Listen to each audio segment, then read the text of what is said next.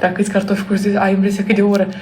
Păi să știți că dacă îmi fac mie de mâncare, numai o secundă, dacă îmi fac mie de mâncare, pot să-mi fac 2 cartofi.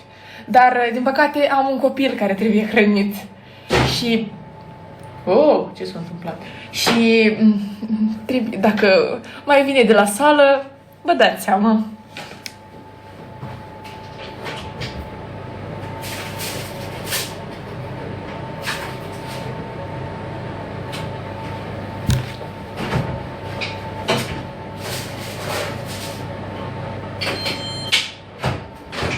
Deci gata, s-a încălzit cuptorul, acum s-a pornit.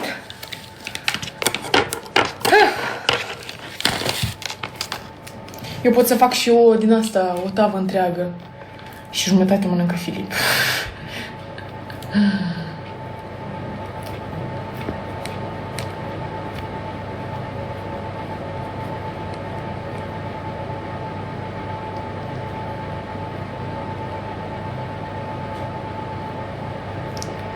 Ria mă primește de gustăm, dar bineînțeles.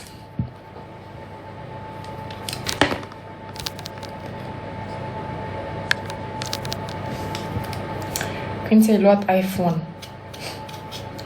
De o lună și ceva. Depinde ultimul, dar eu... Doamne, tot timpul când zic iPhone mi-aduc aminte de conflictul ăsta între Beregoi și Băstănică. Mor de râs. Bine, acum sunt mai liniștit apele între ele, dar... Tu ce iPhone ai? iPhone 6?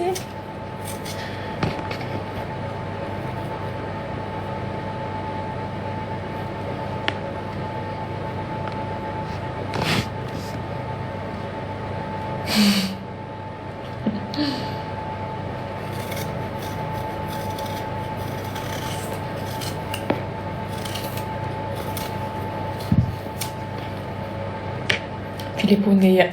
La sală.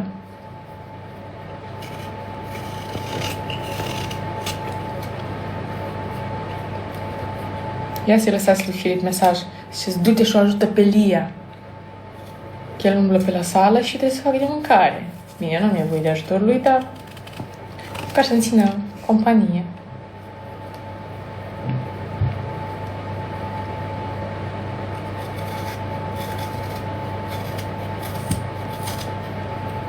Faci 200k.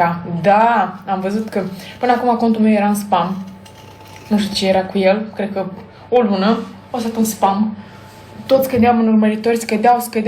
Cred că am scăzut foarte mult. Chiar și urmăritorii când mi-au zis că e ce se întâmplă cu contul tău.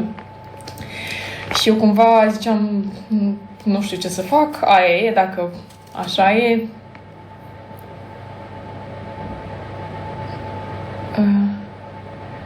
Dar cât de cât și-a revenit.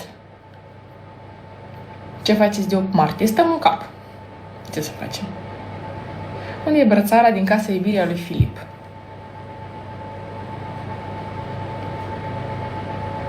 Și ăsta, opa. Deci o cruciliță, Doamne. Da, vedeți. Mai des trebuie să faci live.